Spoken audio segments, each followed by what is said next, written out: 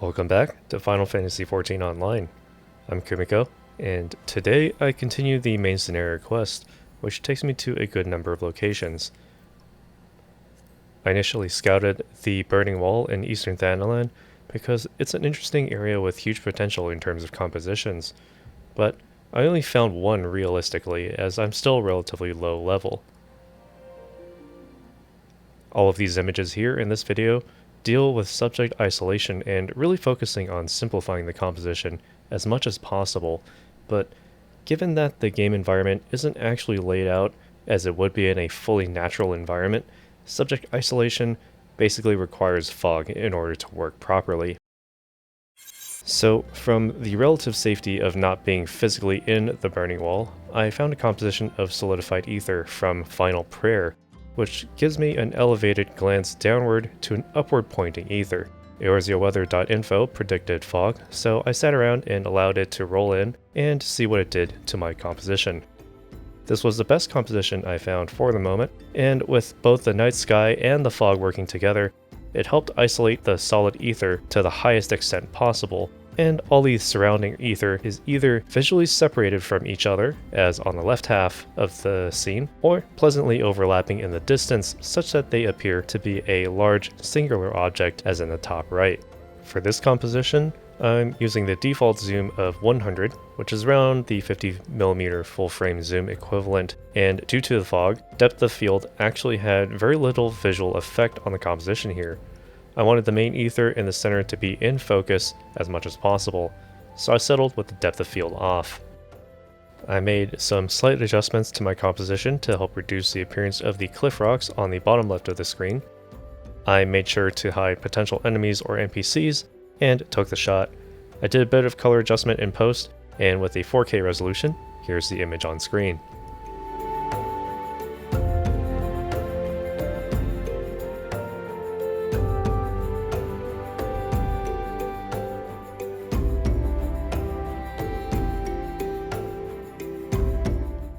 First photo of the day, done from Final Prayer toward the Burning Wall. I headed to my next location that I scouted earlier, hoping that the fog would actually help in terms of subject isolation. Just west of Final Prayer is Sandgate, where there is a single large tree at the trail junction, illuminated by a single lantern.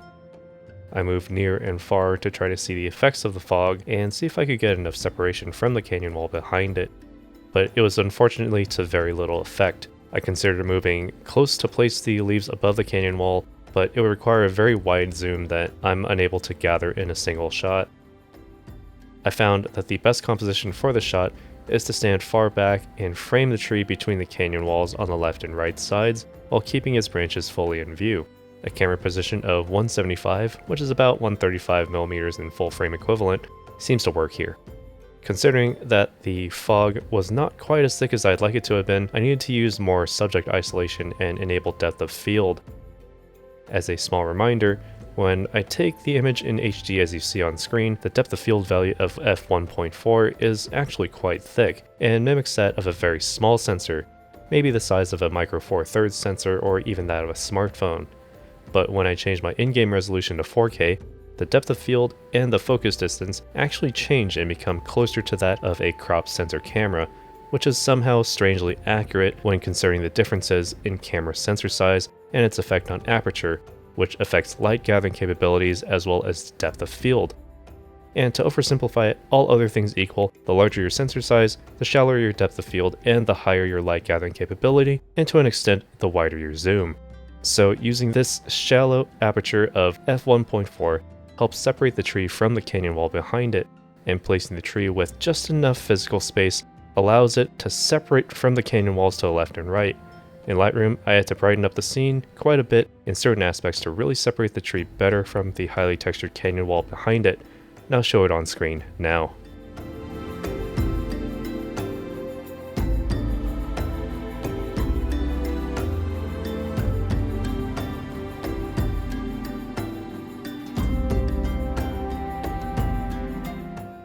After taking my second shot, I headed out to try to find other compositions that I scouted earlier near the Burning Wall, but none of them appeared to be any good in the fog, so I headed back out toward Drybone.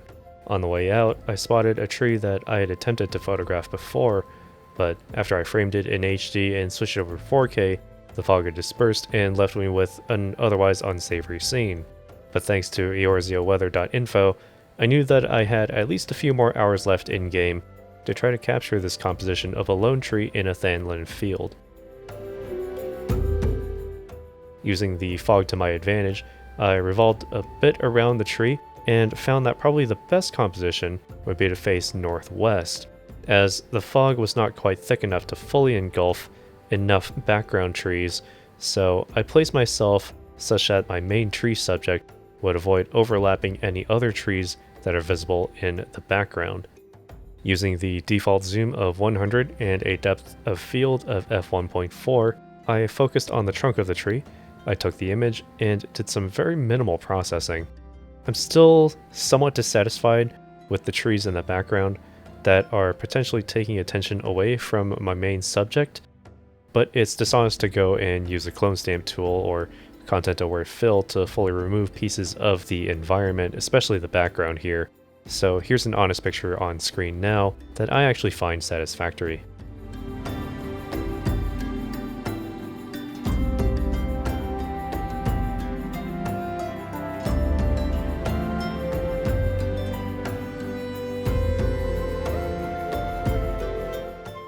After finishing that shot in Eastern Thanlin near Drybone, I continued the main scenario quest as I knew the fog was not going to stay around much longer. It eventually brought me to the Black Shroud, and while I had zero business going to Lilystone, I felt that it was quite an out-of-the-way location that is unique enough to warrant a photograph.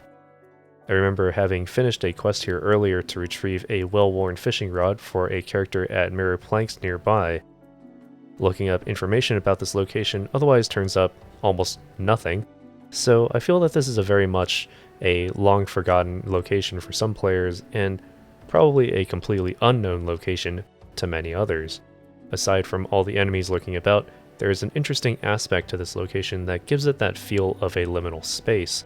The abandoned tent and supplies with the ever-smoldering remains of what was once a campfire, and literally nothing else, makes this an interesting location with a story. Without having completed the previous quest, I could have guessed that this tent was set there and maybe someone was still asleep inside it, and with the only clue to the actual events being the great number of potentially hostile wildlife nearby, I likely would have assumed that the tent's owner was probably going to return. However, knowing that this is in fact an abandoned location makes this much more interesting to me.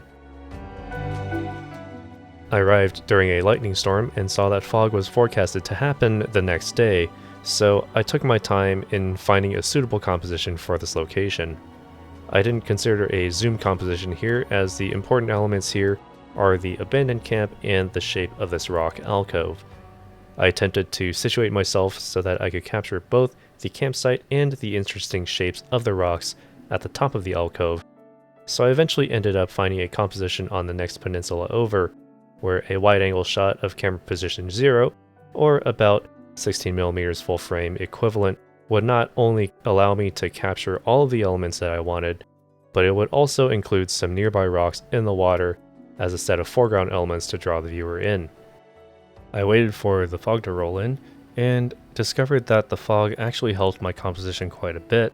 Not only did it help obscure the trees in the background, bringing more attention to the shapes and form present at the top of the alcove, it also helped to visually separate the tent from the back of the alcove, making it easier for viewers to spot the abandoned campsite.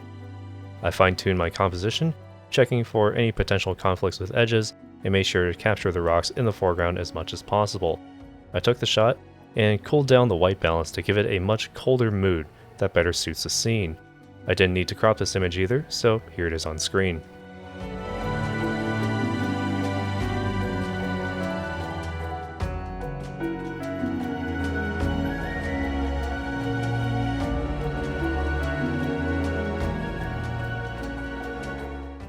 With Lilystone captured, I continued on with the main scenario quest, heading out past Mirror Planks and back toward Gridania.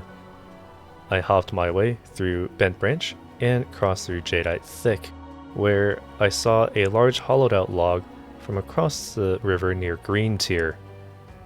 It was nearly 6 p.m. Eorzean time, so I had enough time to frame up a good composition in the fog, but still needed to work fast enough to grab the shot before the fog disappeared. Even though the composition was a bit complex, the fog really simplified it to the fullest extent, so I did a similar type of composition with that of Sandgate, using trees to frame my subject on the left and right, but this time the fog obscured all the trees in the background, so the subject isolation comes through much more cleanly. The only issue was a potential set of branches overlapping my fallen log subject, so I physically moved to the left to get a better framing to the composition. Standing farther back and zooming in to a camera position of 175 helped compress the scene a bit, and using the branch in the foreground on the bottom right of the scene as a leading line helped strengthen the composition a bit. The thinner trees on the right of the frame fit rather nicely within the larger tree behind them, and the details here on the right quite nicely balance the details on the larger tree on the left, which is rather detailed in its trunk.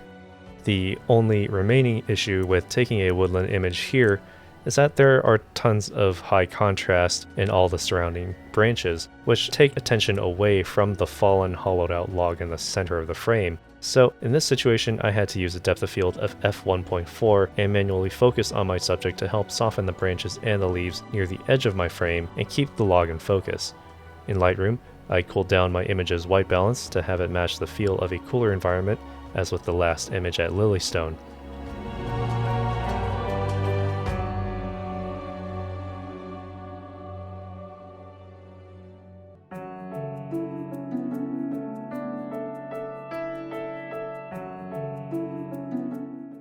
And with that, I head to La Noscea to focus on a different set of images, which I'll have to dedicate to a whole separate video, which you'll see in my next upload here on YouTube. Thanks for watching, and I'll see you next time.